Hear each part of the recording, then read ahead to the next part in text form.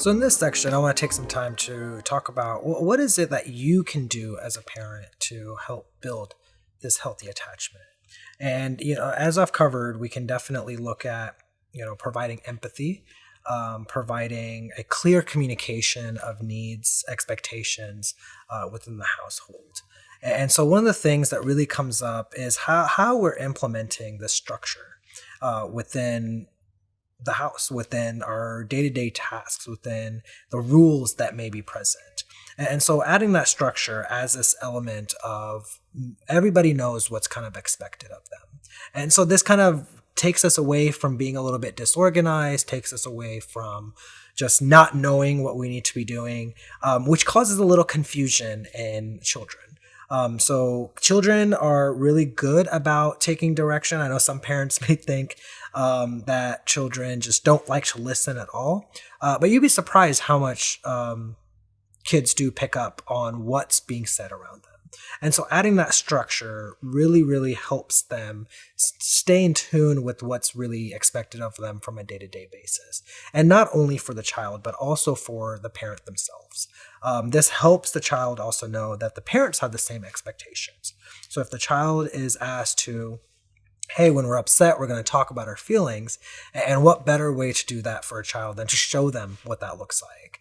And so when we add this and we practice it ourselves, again, now we're coming back to building that trust. And when the children know that they can trust you and you can do what you're asking them to do, then they feel more attached. They feel more of a bond in a healthy manner where you're treating them like an adult. You're treating them as a same when you look at, if you have this different level of hierarchy in a sense, or you say, I am the person that makes the rules, that this really causes that friction and that conflict. And we'll definitely talk about discipline a little later on, but really talking about that structure that you can implement is only going to help the child not be as disorganized in their feelings and their thinking and their communication. Another thing that's really good and really, really helpful in building healthy attachments is really helping our children learn independence.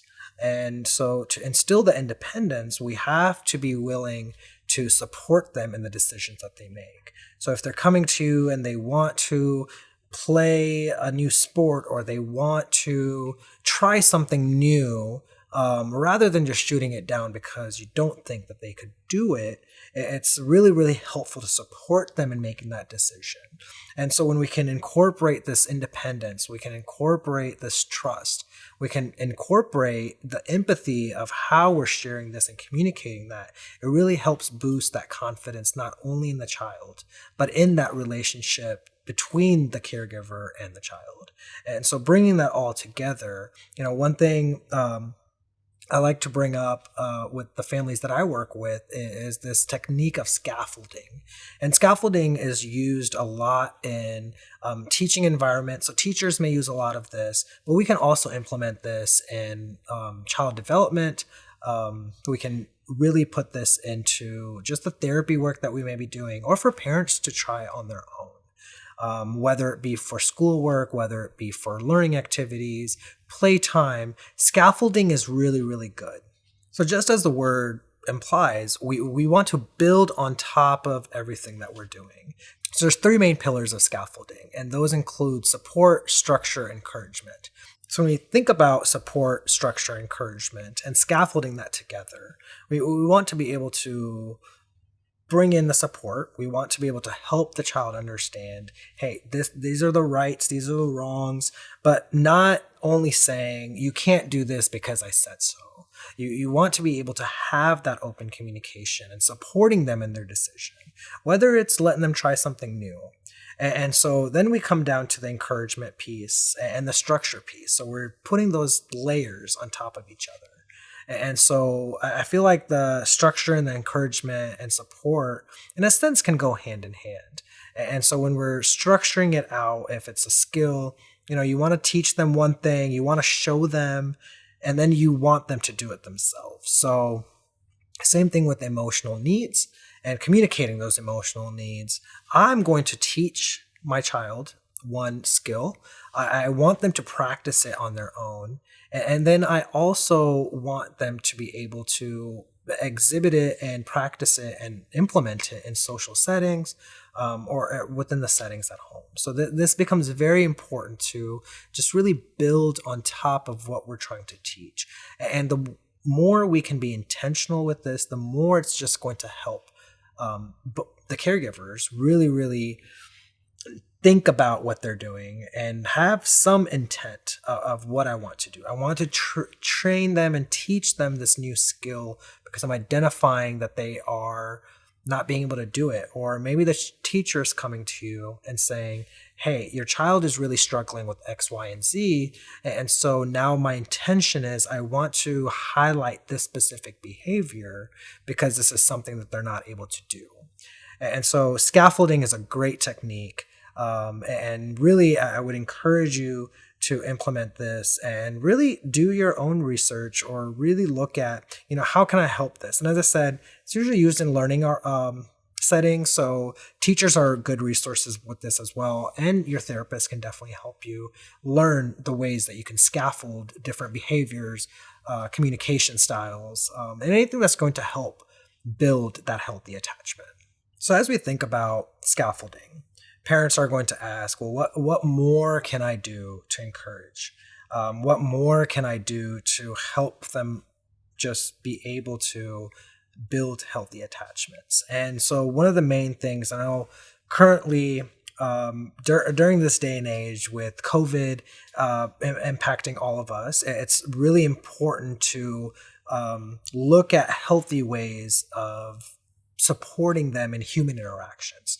The one way that we can assess how children are being able to connect, how they're being able to socialize, is what better way than to see them with human interactions. So whether it be with a friend, whether it be family members, neighbors, those are the areas that you really want to encourage your child with those human interactions.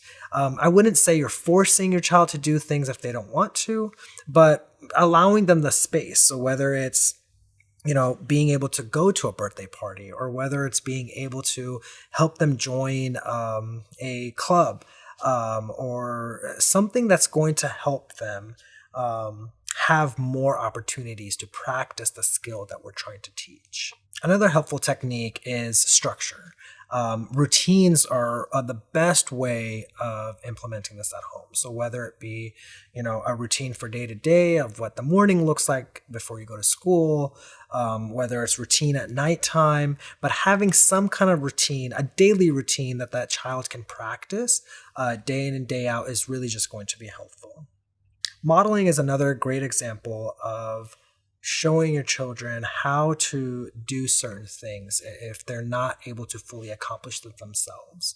And the more we can model, the more that we're able to show them like, hey, I'm doing this myself. I'm able to do it, so I know you can do it. So that in itself is supportive.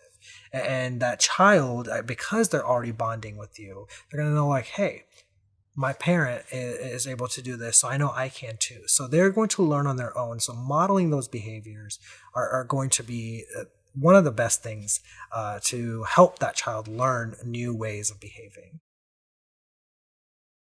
So one other thing that you can do to help your child when they are learning new ways or using the technique of scaffolding is don't jump in as a savior. There may be times where the child may be emotionally distraught. They may, show that they're stressed out about something. They're just very anxious about being able to accomplish the task.